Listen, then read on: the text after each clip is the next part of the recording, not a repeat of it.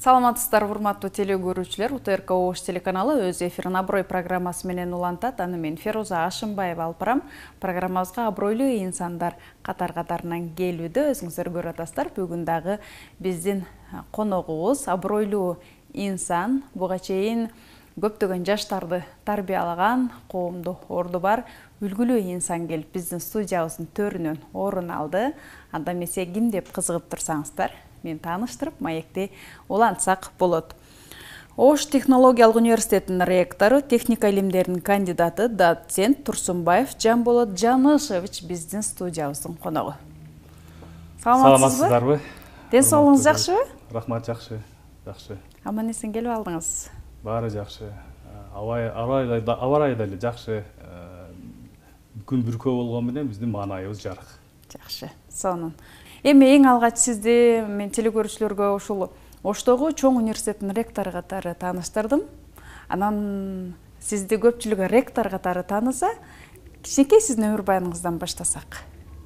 Негизи эле мындай инсан кайсыл жердин кулуну? Ата энеңиз ким? Рахмат, урматтуу Феруза эжеке, урматтуу теле көрүүчүлөр. Жакшы маек уюштурганга аракет кылабыз. Мындай эркин маек уюштурганда ичиңдеги бардык, жүрөгүңдөгү бардык нерсени алып чыккың келет да.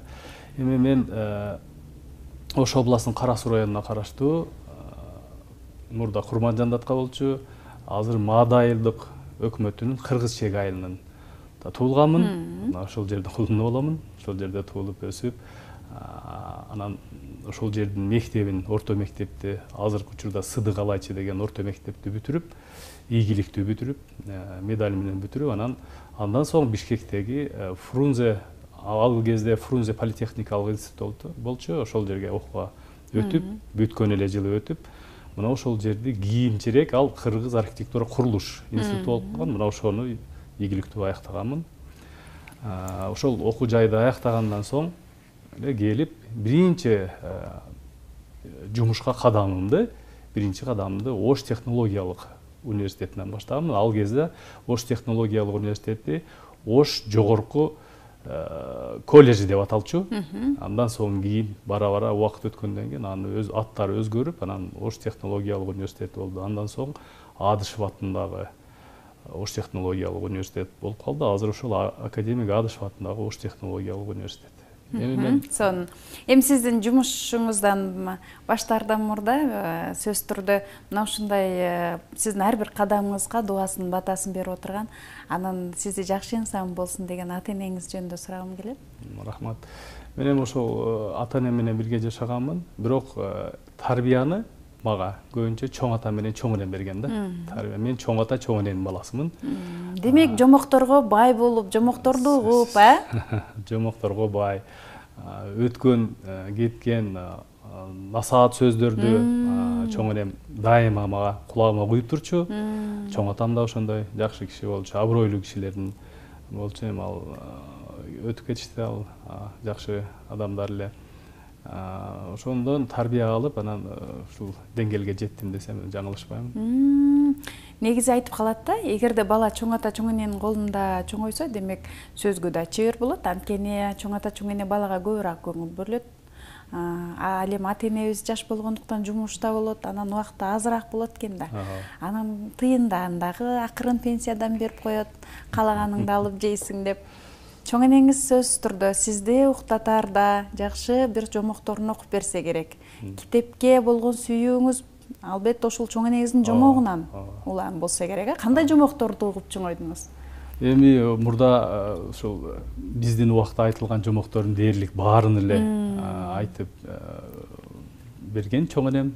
Негизинен ошол убактагы жомокторду анан азыр эми кээ биркилери эстен деле чыгып калды. Учурунда бул аябай сонун мен үчүн сабак болгон. Менин өсүшүм үчүн, менин калыптанышым үчүн мен чоң энемдин кызматы аябай укмуштай болгон да. Андай кызматты мен кийин кээде ойлочумун да, ушу чоң энем өтүп кеткенден кийин эмне кылат болот экенмин деген да эме болгон. Бул менде эле эмес, баарында эле болсо керек. Себеби дегенде бир жолу ошол бир адамга байланып калат экенсиң дагы, ансыз сен эч жака бара албайсың деген бир сезим пайда болуп калат экен да. Чоң энеңизди ошондо апа деп чоңойдуңузбу? Чоң энемди апа деп чоңойгом. Апа, ата деп, Апа деп чоңойгонмун.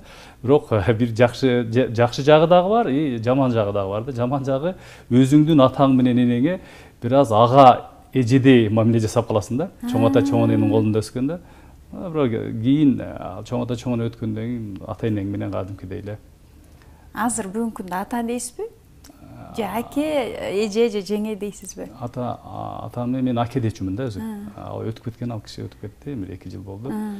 Апамы апа эле деймин азыр учурда. Апам да 74 жашка чыкты. Жакшы, ден соолугу жакшы, баары жакшы. Сонун. Кимдин колунда апаңыз? Апам менин колумда. Менин колумда өзүм. Сонун. Өзүм карайм. Эжелерим да кошо карашат. Жакшы. Негизи ата эненин айрым сөздөрү эсте калат экен да, агай. Маселен, мен айтсам, атам менен апам акелеримди отургузуп алып, сөккөн болбойт, мындай, анан кыздарга жаман сөздөрдү айтканга болбойт. Кыздар болсо мындай жөнөкөй болуш керек, анан улууну урматташ керек деген сыяктуу сөздөрдү айткан. Ата энеңиз сизге кандай сөздөрдү айткан эсиңизде?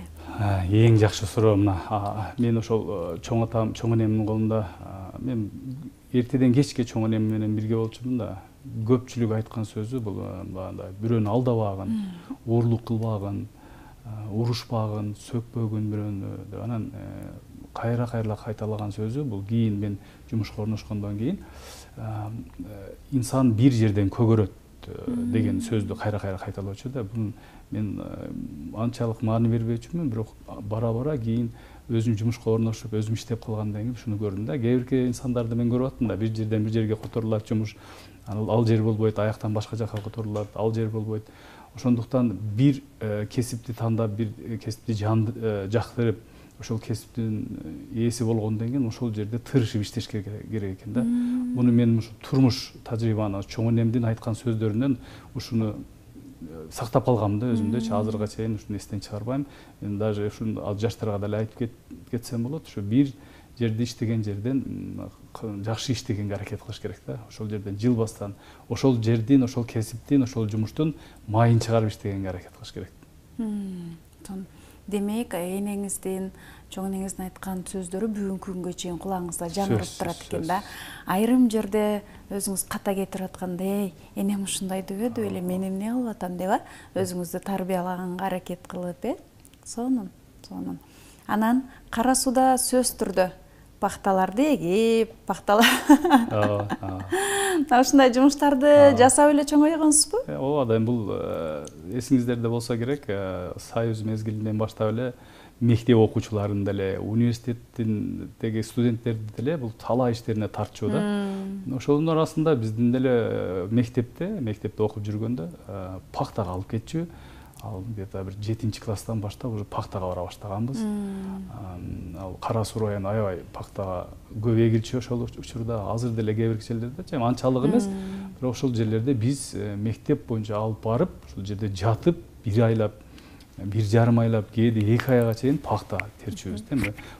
Мамлекеттин планын, биздин райондун планын толтурмайынча ошол жерден пахтадан эч жака кетирбөөчү, ошол жерде отуруп пахта терчүбүз. Анан кийин жогорку окуу жайга барганда, мен Бишкекте окугам да, аякта окугам да, аякта эми пахта жок болчу, ошондуктан картошкага чыктыбыз да. Кемин районуна картошкага алып барчу. Эми бардык университеттерди ар түрдүү жака талаа жумуштарын алып барчу да. Ушинтип эл көргөн талаа иштерин биз деле көргөнбүз да. Кесипти ким тандады анан, агай? Кесипти мен өзүм тандагамын. Негизи кичинекейимде, жаш кезимде мен юрист болом дечүмүн да. Юрист болом дечүмүн, бирок шартка байланыштуу кийинчерээк кичинеңдеги жашыңда айтып жүргөн эмелериң бара чоңойгон сайын өзгөрөт экен да. Себеби дегенде айлана чөйрөнү көрүп, башкаларды көрүп, койчу мен андан көрөкчү мындай болоюн, мындай адамдай болуп, ушундай иштегенге аракет кылайын деп, кийин баягы инженерлерди көрүп, куруучуларды көрүп, ошол жолго өзүм кадам шилтедим да. Анан бирок ошол башында, жаштыгымда болом деген юристтик адистигин дагы бирок кийин 2014-жылдары бүткөнмүн. ал дипломум деле бар. Өзүм каалаган адистен, бирок ушул инженердик адисти тандап, ушуну менен ушул кезге чейин иштеп келатам. Мен бирок мекемеде мен иштебедим. Менин педагог болуп, мугалим катары биринчи тепкичтерден баштап иштеп келатам да.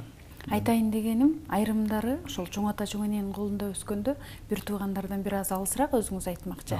Анан ата энесинен бир аз алысыраак өсүп калып, кийин ошол көз өтүп кеткенде жалгызсыраган учурлары көп болот экен да. Ошондой учурда эмнеге мени өзүңөр эле бакпадыңар, өзүңөргө тартып деген дагы сөздөр жүрөт экен да. Кээде ошондой учурлар да болгон. Эмне үчүн өзүңөр багып мени чоңойтпадыңар? Мына алар жок эми мен силер менен дегенде жакшы мамиле болбой атат эми. Кийинчерээк көнүшүп кетесиң. Андай ойлор, андай сезимдер да болгон учурунда. Бирок мен биздин үй бүлөбүз аябай чоң эмес эле. Мен бир эле эжем бар, биз экөөбүз эле болчубуз. Экөөбүз тең ошо чоң ата чоң эненин колунда өскөнбүз. Ага чейин деле мен ошо өзүмдүн атам деле өзү жалгыз уул болгон. Чоң атам дагы жалгыз уул болгон. Ушинтип азыркы учурда менин 5 балам, эжемдин 5 баласы бар. Көбөйүш. Эми көбөйдүк. Эми лаборанттан баштайлы агай. Лаборант болуп жумушка киргениңизде канча жашта элеңиз? Менин окууну Бишкек шаарында окууну бүтүп келгенден кийин 22 жашымдан, 23 жашымдан эмени баштаганмын, жумушка орношконмун. Айтып атпаймынбы, менде ортодо мектепти бүткөндө деле ортодо туруп калган эмесмин да. Мектепти бүтүп эле окууга, жогорку окуу жайга тапшырганмын. Аны эми айтып атканымдын себеби төмөнкүдөй да. Биз бүткөн учурда 3 класс, 11 класс, 10 класс бүткөн да. Алардан бир мен гана биздин мектептен окууга өткөнмүн да. Муну айтып коюш керек. Анан окууга өтүп, ал жерде 5 жыл окуйт, эми урда 5 жыл окучу да. 5 жыл окугандан кийин эле бүтүп келип эле ошол жылы Ош технологиялык жогорку коллежине ишке киргенмин. Ишке киргенде ал жерде ошол лаборант кызматка автомобилдик транспорт деген кафедра болчу. Мына ошол кафедрага лаборанттык кызматка киргенмин. Ошол жерде лаборант болуп иштеп жүрүп, мен өзүм кызыккан адистик да, жанагындай техника менен байланышкан бүт автоунаалардын тетиктери, ошолордун кесилмелери, мына ошолордун үстүнөн иштеп жүрүп, анан 1 жыл өткөндөн кийин ага лаборант деген кызматка которулганмын.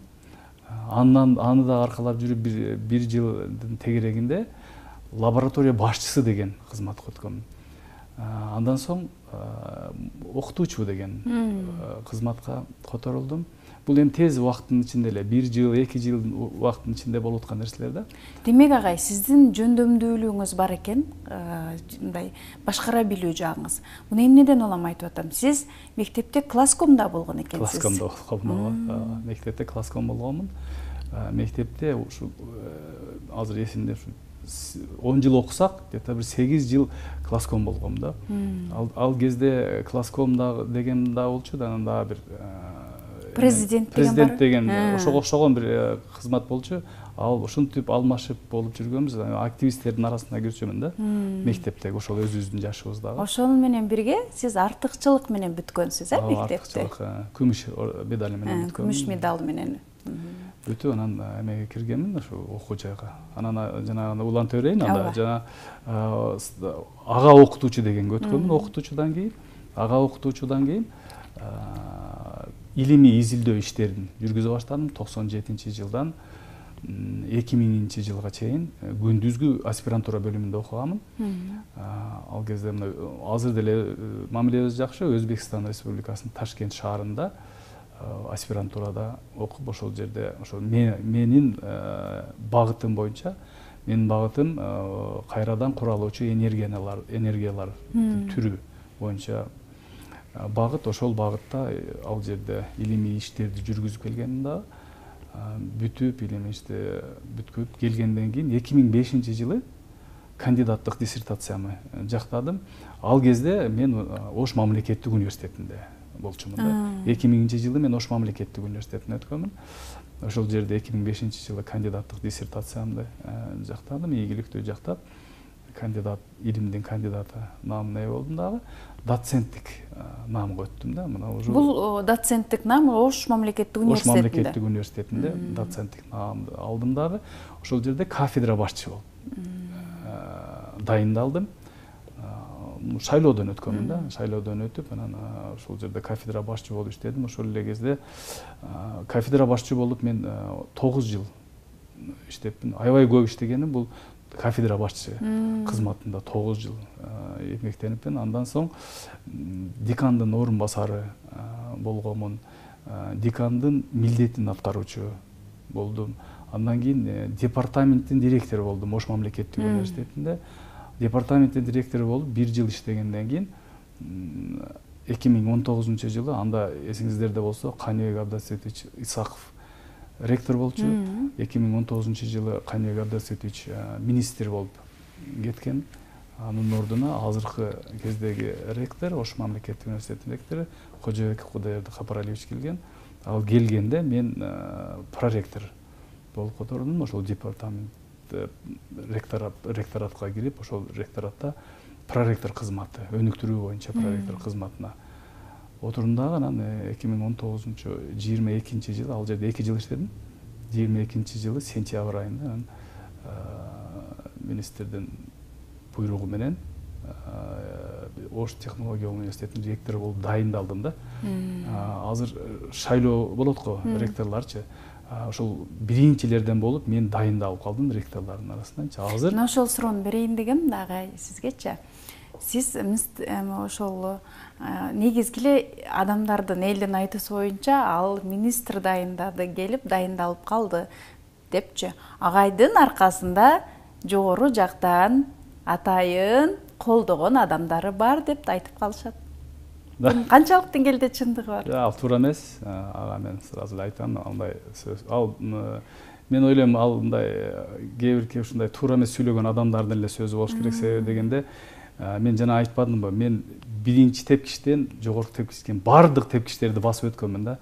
Ортодон мен мындай секирип өткөн эч бир эмем жок да. Аны мен трудовой книжкамдан деле көрсөңүздөр болот. Анан эми аякта менин таанышым деле жок.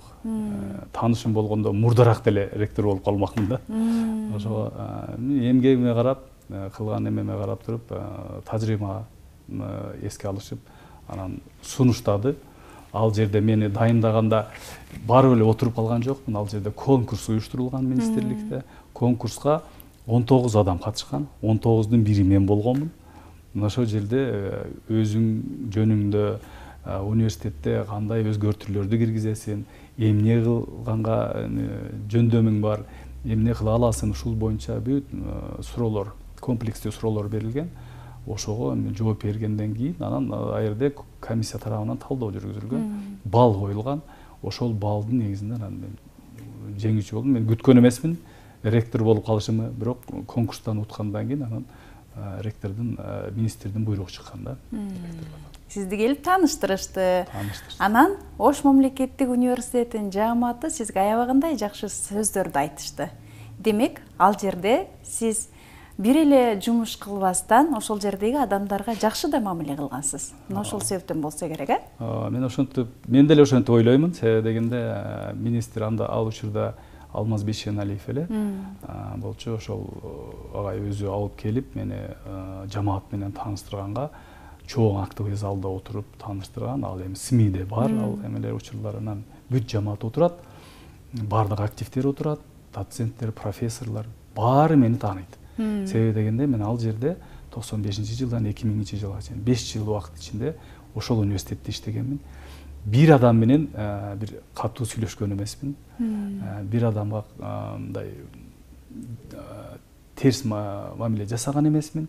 Баары менен жылуу мамиледе болгонмун. Ошондуктан алар мага деле ошондой мамиле жасашты. Анан мени алар өзүнүн адамындай гана кабыл алышты да, кабыл алышты. Мен эми Бишкекте окуганым менен келип биринчи кадам ошол жерден таштап жамаат менен 5 жыл иштегениме байланыштуу мени көпчүлүгү ошонун ичинде тааныйт, билет. Бирок ошол эле учурда каршы болгондор да болбой койгон жок, агай. Болот, сөзсүз. Ал каршы болгондор азыр деле бар. Ал бир эле Ош технологиялык университет бүт вуздарда, бүт мекемелерде жетекчиликке каршы болгондор сөзсүз болот. Оппозиция болбосо өнүгүү, өсүү деген болбойт да. Оппозиция сөзсүз болуш керек. Себеби бардыгы позитивный боло турган болсо, ал кемчилигиңди деле биле аласың да. Ошондуктан кемчиликти айтып турса, кой мен мындай иштерди жасашым керек экен. Алдыга жылуу үчүн тигиндей адамдар менен жылышым керек экен деген бир жакшы ойду наоборот ошол оппозиция алып келип берет да силерге. Чынында өзүңүз айтмакчы, сиз жетекчилик ректорлук кызматка тепкич аркылуу чыгып келипсиз. Сөз түрдө жетекчилик кызмат оор болбосо керек, Жетекчилик кызмат оор болбосо керек деген туура эмес. Аябай оор, аябай жоопкерчиликтүү. Жетекчилик кызмат жоопкерчиликтүү, оор. Бирок ректорлук кызматты аркалаганда сиз басып өттүңүз да. Сиз жолун билесиз да, кантип мындан ары кантип басышты. Эгерде сиз илбир секирик болуп келгениңизде, анда оор болушу мүмкүн. Мына ошол жагы туура айтасыз, эң туура Ферuz эжеке, себеби баардык тепкичти басып өткөндөн кийин уже кыйналбайт экенсиң да. Себеби дегенде жана мен секирип өткөндөр, алар действительно артында караса тажрыйбасы жок. Сурайым десе бири жакшы сунуш берет, бири туура эмес сунуш берип коюшу мүмкүн, ошондо туура эмес жолго басып алышы мүмкүн. Ушундай эмелер болот да. Артыңда тажрыйбаң болсо, сени тааныган адамдар болсо, ошолор дали жетекчилик кызматтарда иштеп аткан болсо, ошолордон сурап, акырындап өзүң бир ордуңду таап алганга аракет, бир калыпка түшкөнгө аракет кыласың да. Анан эми кандай болбогон чакта деле биринчи жетекчи болгондо аябай кыйын болот. Баары эле жетекчи. Ошончо студентке, ошончо кызматкерге жооптусуз. Өтө чоң жамаат, өтө чоң студенттердин контингенти, алар менен иштөө аябай жеңил эмес, оор. Аябай оор деп айтканда деле болбойт. Эми бирок анын үстүнөн иштеш керек да, өзүңдүн үстүнөн иштешиң керек. Алар менен иштеш керек. Мына ошол кыйынчылыктар болот, бирок эми жана башында сүйлөшпөдүкпү, уже 1 жыл, 1,5 жыл өткөндөн кийин бираз уже түшүнөсүң аякта биякта, себеби дегенде аргасыздан түшүнүшкө туура келет. Себеби кызмат ошондой. Сизди конокко чакырардан мурда, мен негизи эле ар бир конокко чакырардан мурда ошол адамдардын жанында жүргөн адамдардан бир аз маалымат алам да. Бул инсан кандай, чай ичип отурганда кандай, анан жумушта кандай деген сыяктуучу. Анан сөз түргө сизди да сураштырдым. Сураштырганда агайда чынында жөнөкөйлүк мүнөз эң жогору деп баа беришти да. Жөнөкөйлүк мүнөз каяктан агай? Мен ушу жана сөзүмдүн башында айтып кетпедимби? Мен эми айылдын эле баласымын да. Бирок айылдын эле баласын бар да. Кирсейгендер бар да. Бар. Жана көпчүлүк учурда ушул менин ушундай жөнөкөйлүгүмө менин ата энем, менин чоң ата, чоң энем деле салымы, менин тууган уруктарымдын деле салымы бар деп эсептейм да. Себеби дегенде жаш кезиңде кээ бир учурда ой мен кыйынмын, мен тигиндеймин деген учурда агаларың келип, абаларың келип отургузуп алып туруп жакшы таалим тарбия берчү да. Эсимде бар мен ошондой. Ошол учурда деп ошол кичинекей жаш кезиңде ошондой таалим тарбия бергенде ушунун баардыгы сакталып калат экен да адамдын өзүндөчү. Анан кийин уже чоңойгондон кийин андай таалим тарбия берген уже көбүнчө жок мен өзүм билем деп калат экенсиң да. Ошондуктан мен ойлойм бул мен жаш кезимдеги калыптанып калган таалим тарбия, айлана чөйрөнүн тарбиясы деп ойлойм да. Анан кызматтан көтөрүлүп жүргөн учурларда бир аз болсо да эрден түштүңүзбү же бүгүнкү күнгө чейин эрде отурдуңузбу? Айтайын дегеним, адамдардын мамилесин билдиңизби, биле албадыңызбы? Анткени эрде отурганда башкача мамиле кылат, эрден түшкөндө башкача мамиле кылат. Чындыгында адамдардын 5 кол барабар эмес деп биздин илгертеден айтылган сөз бар эмеспи? Кээ бир учурларда мен тааныган адамдар, мени менен бирге жүргөн адамдар, ушулар ушундай жакшы болуш керек деген учурлар болот да. Бирок тилекке каршы андай болбой калат да. Себеби адамдын ар түрдүү маскалары, ар түрдүү ойлору, кээде жакшы ойлору, кээде таптакыр эле жаман ойлору бар учурлар пайда болуп калат да. Өзү жаман адам болбойт. Адамды ошол тарбиясы, чөйрө тарбиялап коет экен да. Мына ошондой учурларда мен кээ бирки мына өзүм менен иштеп жүргөм мурдагы. кесиптештериме ушул Ош технологиялык университеттеги кесиптештерим дагы менен ушундай эмелерди байкадым да. Ушундай эмелерди ошолордун ичине киргенге аракет кылдым. Менде мындай эме бар да. Мен жок, сен тигиндей деп кесип, сен кет, мен дос болбойм сен деген эч менде эме жок да. Наоборот, ошол жини келип керсейген адамдарды мен өзүмө тартып, өзүм менен бирге иштеткенге аракет кылам. Сиз ректор болуп кызматка дайындангандан кийин көпчүлүк кызматкерлер кадр алмашуу болду дагы. Сөзсүз. Эмне себептен болду? Биринчиден, анан эмнелерге талабыңыз кандай болгон? Аларга кандай критерийлер менен кадрларды алмаштыруу жүргүздүңүз? Рахмат. Жакшы суроо. Азыркы учурда замандын талабына ылайык бүт жогорку окуу жайлар, билим берүү мыйзамы деле бизде азыр жаңы билим берүү мыйзамын кабыл алдык. Механизмдери азыр кабыл алынып атат, иштеп атат, өзгөрүү болуп атат. Биздин элибизде кээ бир учурларда калыптанып калган нерсе бар да. Мен ушул креслодо отурсам болду, мен турбашым керек, бул креслодон кетпешим керек, бул мага тиешелүү деген учурлар болуп калган да. Мен Ош технологиялык университетине келип эле ошол жерден эле сразу эле мен баарын өзгөртүп жүргөн жокмун. Бул мен Ош мамлекеттик университети мага аябай чоң тажрыйба берди да. Аябай чоң мени үйрөттү турмушка дагы, кызматка дагы. Себеби дегенде ал жерде мыкты профессор агайлар, тажрыйбалуу агайлар болчу. Ал жерде 22 жыл иштеп койдум. Өтө чоң убакыт, өтө чоң убакыт иштедим. Ошол учурда мен эми көп нерселерди ал жерден үйрөнүп келип, анан бул жака келгенде мен аны жашырыштын кереги жок, айтып эле кетиш керек. Жашы өткөн пенсиялык возрасттагы кызматкерлер болчу да, бул окутуучулар эмес.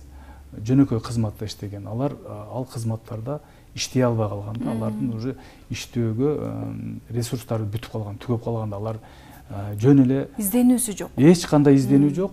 Отурат, эртең менен келет, кечинде кетет, айлык майнаны күтүп отурушат. Ушундайга өтүп калган учурлар болгон да. Демек, убакыт өткөрүү эле. Убакыт өткөрүү үчүнчү. Анан мен эми келип эле талап койдум да. Мындай иштерди аткарышыбыз керек. Планыңызды бериңиз. Ал жакынкы 1 айдын ичинде эмне иштерди аткарасыз дегенде, анан уже кээ биркилери кача баштайт да. Ой жок, мен тигинде, мындай деп, анан аны окумуштуулар кеңеши деген бар бизде. Мына ошол жерге алып чыгып, ошол жерге коюп, анан туура түшүндүргөнгө аракет кылдык. Пенсия биз деле пенсияга чыгабыз, биз деле ошолордун ордуна барабыз.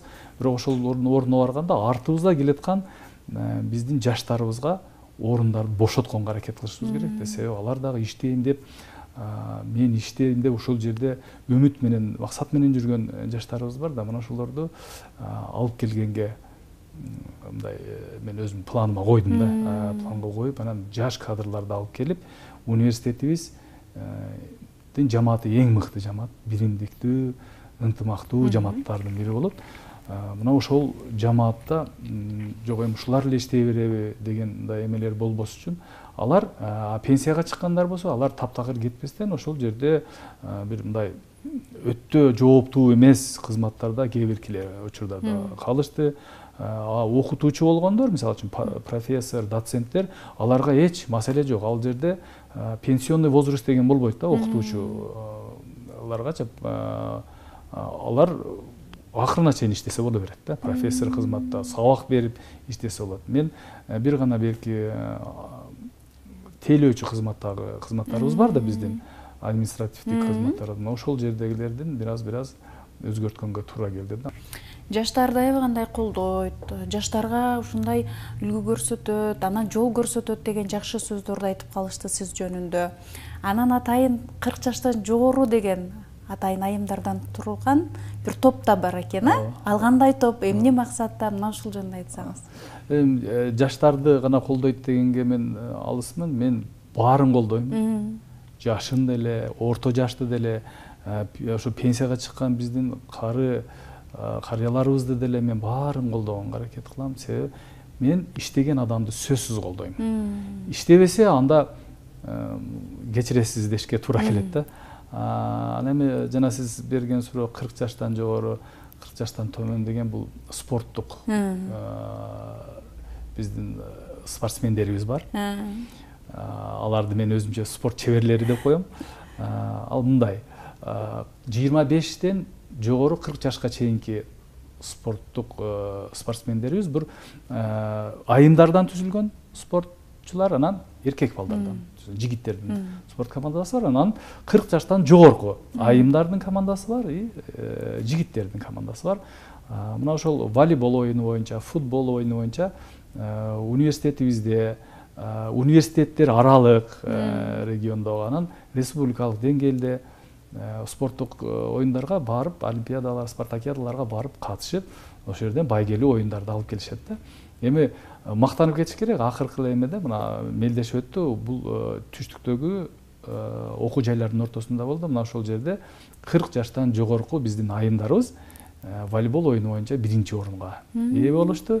Ал эми жигиттерибиз болсо аралаш 40 менен 25 жаш аралаш волейбол оюну боюнча алар 1-орунга ээ болушту.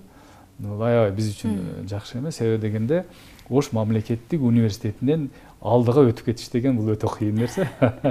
Ошого карабастан биздин спортсмендерибиз аябай жакшы эме кылды. Анан кече эле мына кече күнү 22 май күнү мен ошол 40 жаштан жогорку спортсмендерибизди, эжекелерибиздин баарын алып алып Өзбекстан Республикасынын Анжиян машина куруу институту бар. Алар менен биздин өнөктөштөрүбүз, партнерлорубуз мына ошол университетке барып, ректору менен биргеликте ошол спорттук оюндарды өткөрүп келдик. Достук спорттук оюнун өткөрдүк.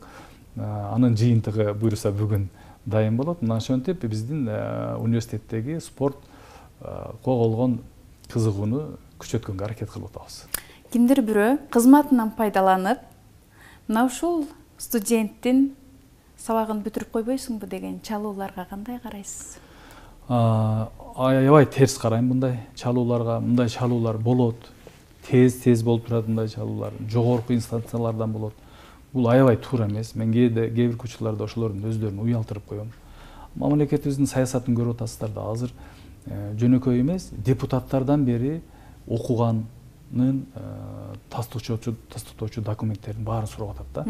Керек болсо экзамен тапшырган учурда бизде азыр кааналарыбыздын баарында видео камералар бар. Ошого чейин сурап атышат да.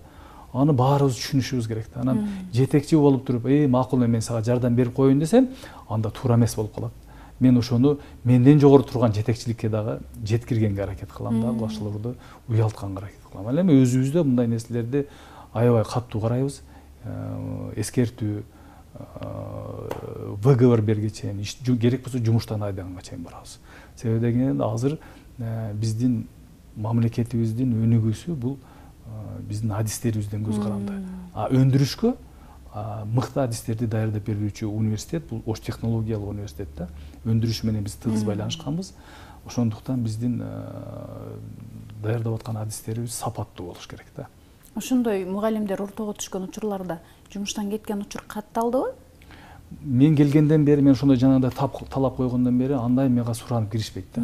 Четтен адашып келип калгандар гана болбосо, өзүбүздүн жамааттан андай кылып жардам берип коюңуз деген эч бир эме жок. Мен даже ошол окутуучуларга айтам, андайларды жакын жолотпогула, сырттан келип аябай кыйнай турган болсо, мага жетелеп алып киргиле ошолорду дегенге чейин барабыз да. Буну туура эле түшүнүш керек, баары элибиз туура түшүнүш керек, себеби биринчиден ата-энелер туура түшүнүш керек. Көбүнчө кээ бир учурларда ата-энелер суранып келип калат да.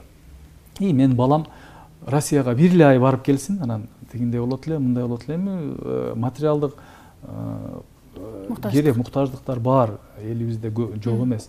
Бирок эми окууну өз ордуна коюш керек. Андай учур боло турган болсо, арыз жазып, окууну токтотуп туруп, Россияга барып иштеп келип, анан улантса. Анан келип улантса. Мен ушундай позиция. Анын да жолу бар деп, сөзсүз жолу бар. Ал эми ошондой кылса болот да. Анан ал бара бер, сен биякта кылып коебуз дегенде, мурда кээ бир учурларда ушундай болуп келген да. Булардын баарын азыр жок кылганга аракет кылып атабыз. Буюрса жок кылабыз. Акырын барып, сапат бир гана сапат менен гана иштесек, ошондо өнүгүүнүн жолуна түшкөн болобуз да. Мен ойлойм. Менин оюмча ушундай. Сиз ректор болуп кызматка келгенче университетте аябаганда интрига жаралды. Анан келе жатканда бир аз коркподуңузбу? Жок, интрига жаралганан ооба, бир 2 жылдай жамаатта олку-солку болуп иштер ал. Эми өздөрүнүн жамааттын ичиндеги эме мүчүлүштүктөр болгон, көйгөйлөр болгон. аларды жетекчилик менен келишпестиктер болуп, кийин укканбыз ал эми мен эмес, министрликке чейин бул угулуп, бири-бирин жазышып, келгенден кийин мен корккон эмесмин. Эмнеге корком? Мен эми ал интригаларга аралашпасам, аларды мен таанып алсам, ал интрига кылып аткан адамдардычы, алардын көйгөйү менен мен эч бир тиешем жок боло турган болсо, мен коркум. Наоборот, келгенден кийин мен ошолорду жок кылганга аракет кылдым. Буюрса азыркы учурда ошолор жок. Бир нече жыл, 2-3 жыл эмес, 5 жылга чейин соттошуп жүргөн кесиптештерибиз болгон да. Зерикпестен соттошуп жүрө берген. Жогорку сотко чейин жеткирип, кайра аяктан ушинтип, анан мен ошолорду чакырып алып, жакшы түшүндүргөнгө аракет кылдым эле. Түшүнүштү ошолор. Мен аябай кубандым. Ошолор мени туура кабыл алып, туура түшүнгөнүнө. Токтоду ошол бойдон ошол интригалар деле, соттошуулар деле. Адан эч кандай пайда көрбөйбүз. Ал бир гана бизди артка тартат, алдыга жылууга жол бербейт. Пландарыңыз кандай? Пландарда ушу университетибизди миңдикке, дүйнөдөгү миңдиктин арасына кошуу.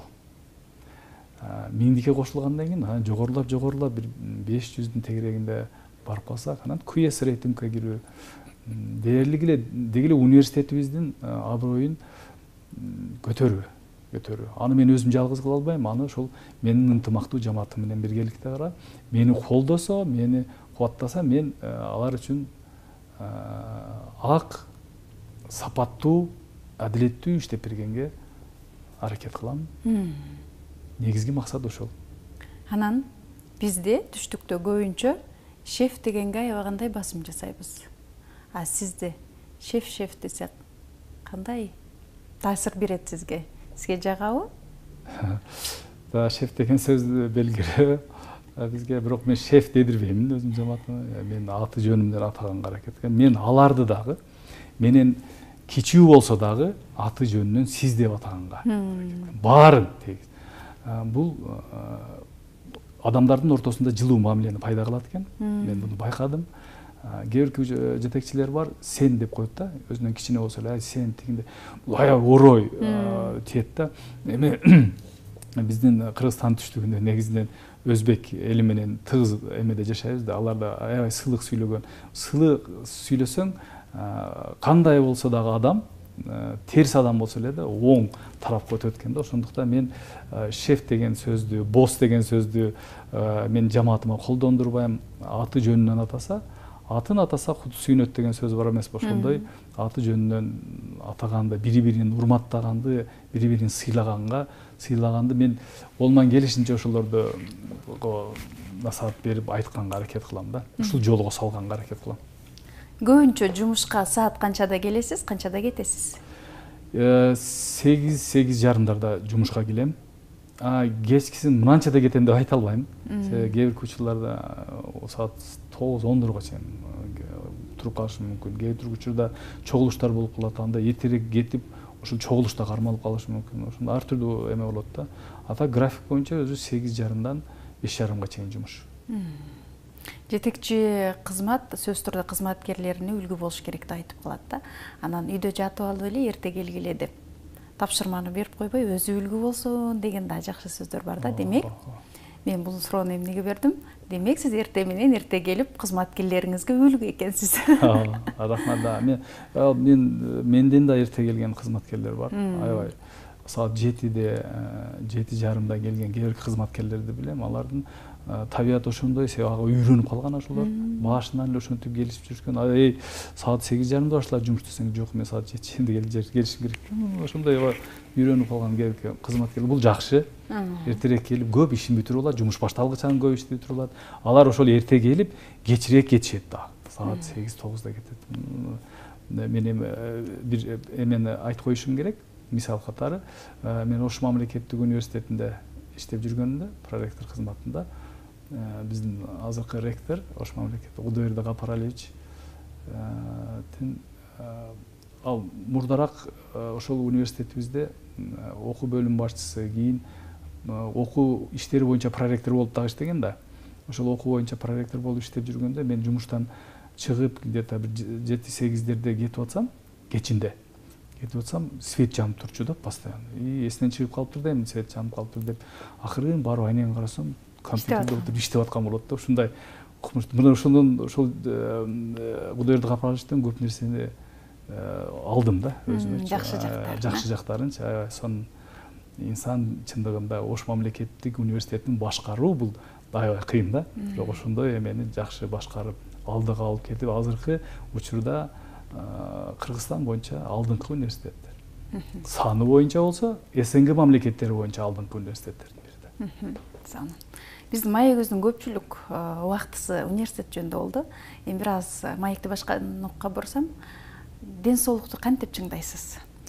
Ден соолукту спорт оюндары менен мен мектепте окуп жүргөндө эле волейбол кызыкчумун. Волейбол, азыр деле волейбол ойнойм. Теннис, стол тенниси менен анан басып.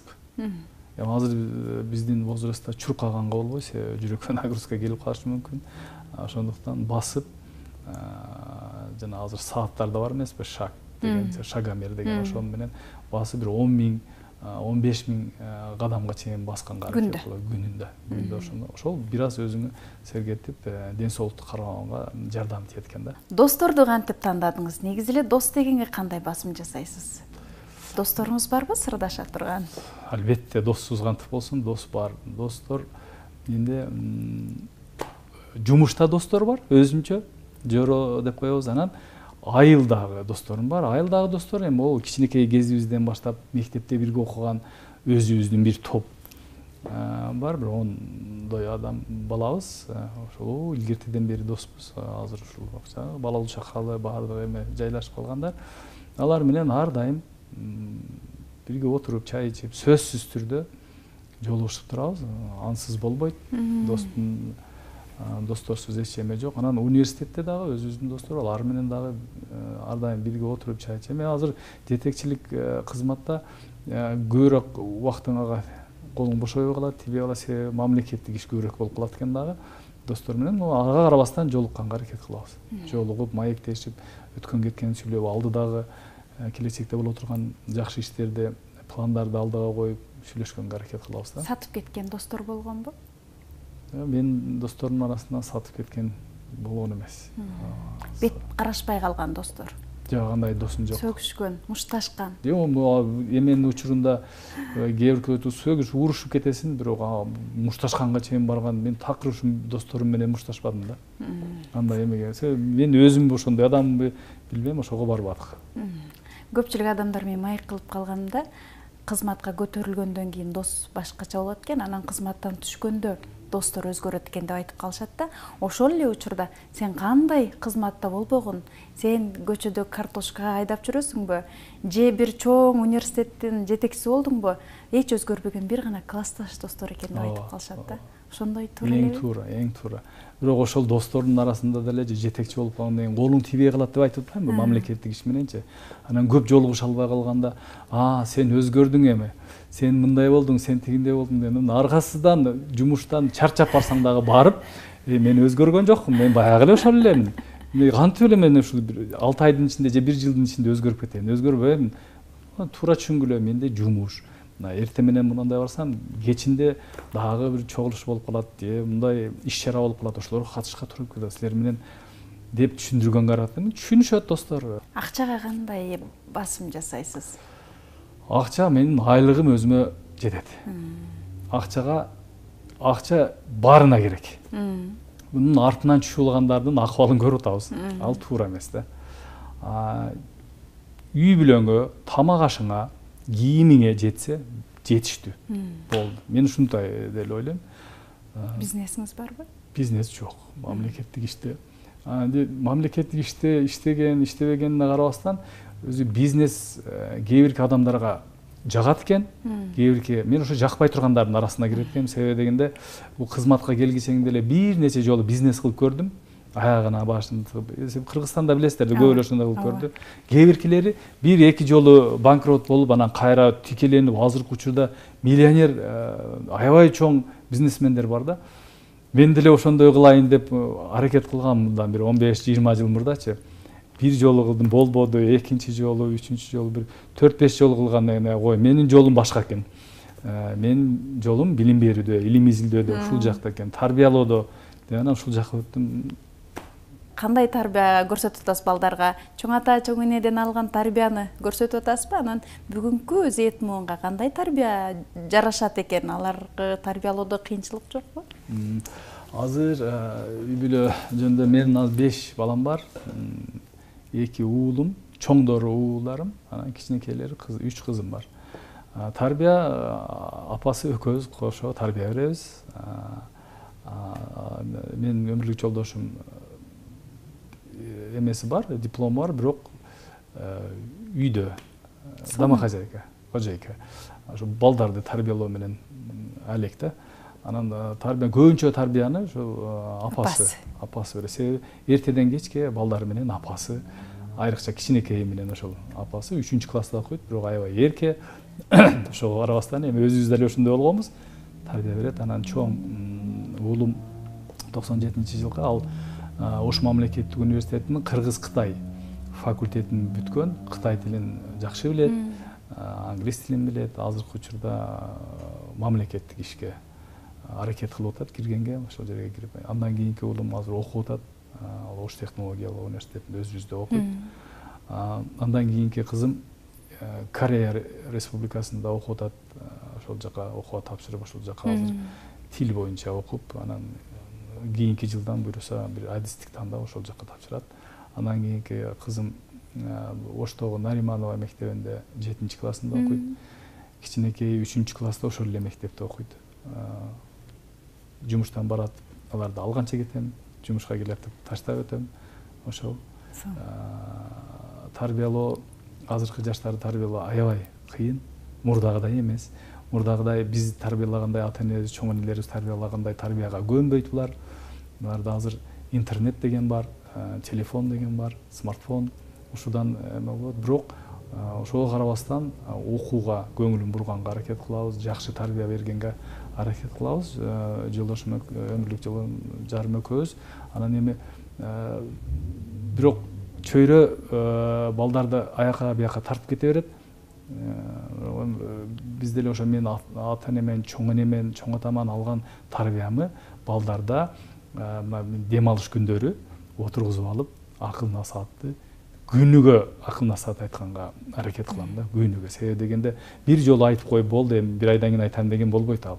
Азыркы өсүп кетип аткан жаштардын бардыгына керек болсо күнүгө, ар саат сайын тарбия бериш керек да. Ошондой эле тарбияны мен окуу жайда студенттериме бергенге аракет кылам. Сиз жогоруда айтпадыңызбы, келинчегимдин диплому бар, бирок үйдө депчи. Келинчегиңиз сизден да көп кызмат кылат, негизи. Анан аял адамды сөзсүз түрдө окутуп, дипломду колуна бериш керек. Анткени үйдө эң чоң мугалим айымдар да. Келинчегиңизге мен рахмат айткым келет. Анткени мына ушундай инсанды сизди чачыңыздан тарап, көйнөңүздү агартып, анан элге мындай үлгүлүү инсан кылып чыгарып коюп атат.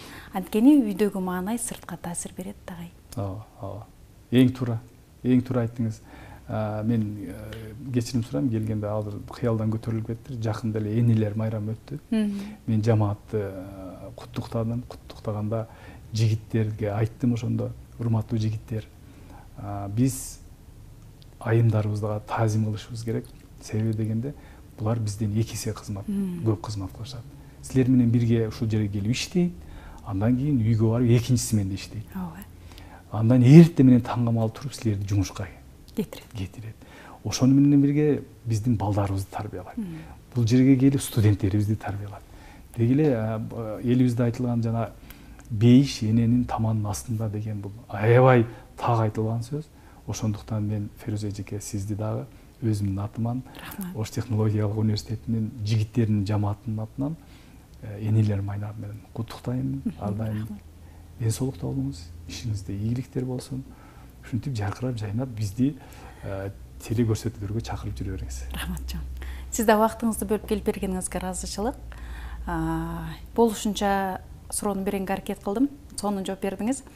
Негизи суроолорду ар тараптан бердим. Эмнеге мындай суроо берди деп таң калбаңыз. Анткени абройлуу инсан баардык жагынан болуш керек. Дос күтүүнү дагы, бала тарбиялоону дагы, ошол менен бирге жолдош катары жубайына мамиле кылууну дагы, ошондой эле кызматкерлерге кандай агай, негизги кандай жетекчи, мына ушул жактан баардык жактан топ келиш керек деп эсептеймин. Анан өзүңүздүн пландарыңызды, мен ушундай иштерди жасадым, Фируза, эми кел телекөрүүчүлөргө эфир аркылуу айтып коелу деп мага байланышка чыгыңыз. Бир 4 жылдан кийин дагы сүйлөшөлү, университетти мына ушундай өнүктүрдүм, өстүрдүм, бизден ушундай инсандар чыкты деп жакшы жаңылык менен. Анткени сиздин пландарыңыз аябагандай жогору экен, баа бердим. Буюрса ошол күндө келет деген үмүттөмүн. Урматтуу телекөрүүчүлөр, мына ушундай жакшы маанай менен биз бүгүнкү программабызды жыйынтыктайбыз. Сиздердин араңыздарда дагы абройлуу инсандар болсо бизге байланышка чыгыңыздар. Мына ушундай эфир аркылуу сиздерге алардын басып өткөн жолун айтып беребиз. Аманчылыкта көрүшөлү. Фируза Ашымбаева, Бахадыр Кенжебаев сиздер үчүн кызмат кылдык.